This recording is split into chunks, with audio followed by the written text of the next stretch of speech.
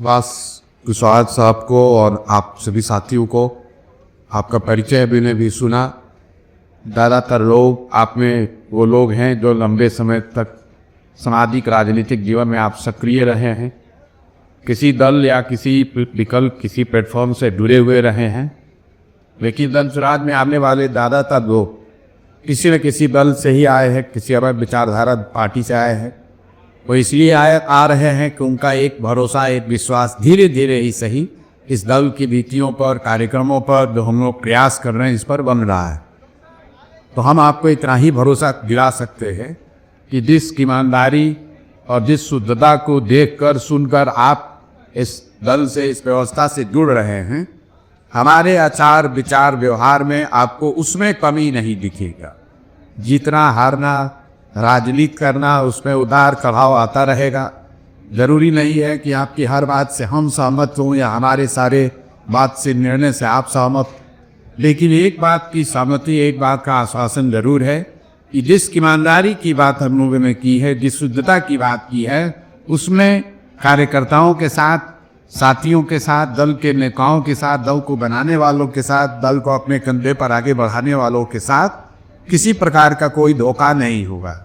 सुभाष जी से जब मेरी पहली मुलाकात हुई थी तब से लेकर हम लोगों ने कोई व्यक्तिगत बात अभी तक, मैं इनके मुंह पर ही कह रहा हूँ, इनका सम्मान इसलिए भी है, इन्होंने कोई व्यक्तिगत बात नहीं कही कि हमको दल में क्या मिलेगा, हमको कौन सी जगह मिलेगी। इनका एक ही रहा है मुद्दा कि जिस मुद्दे को लेकर हम और हमारे साथी संघर्ष कर रहे हैं, क्या जनसुराज उसको अपना ताकत लगाकर और बड़ा करेगा। तो 2 बैठकों में ये बात मुझे भी समझ में आई है और सुभाष जी को भी समझ में आई है कि 1 और 1 मिलकर 11 हो सकता है। बेतिया राज की जमीन के अधिग्रहण का जो मामला है, दोनों चंपारण में बहुत लाखों लोग उससे प्रभावित हैं। जो संघर्ष आपने शुरू किया है, उस संघर्ष में पूरी तरीके से जनसुराज परिवार, जनसुराज के साथी, जनसुराज का संसाधन, मैं स्वयं पूरी तरीके से आपके साथ इसमें लगूंगा। अब आज आप विद्वत उनसे ज्वाइन कर रहे हैं, इस परिवार के हिस्सा हो रहे हैं, तो मैं आपका तहे दिल से शुक्रिया अदा कर रहा हूँ, आपका धन्यवाद कर रहा हूँ। और अब हम लोग बैठकर अगले 2-4-5 दिनों में कार्यक्रम की जो आपने पहले संरचना बनाई हुई है उसको देख लेंगे, उसमें कैसे जुड़कर उसको और बड़ा और बेहतर और धारदार बनाया जाएगा, इस पर मिलकर चर्चा कर लेंगे। उसकी कोई चिंता आपको नहीं होनी चाहिए। 2-4-5 दिनों में उस पर निर्णय ले लेंगे।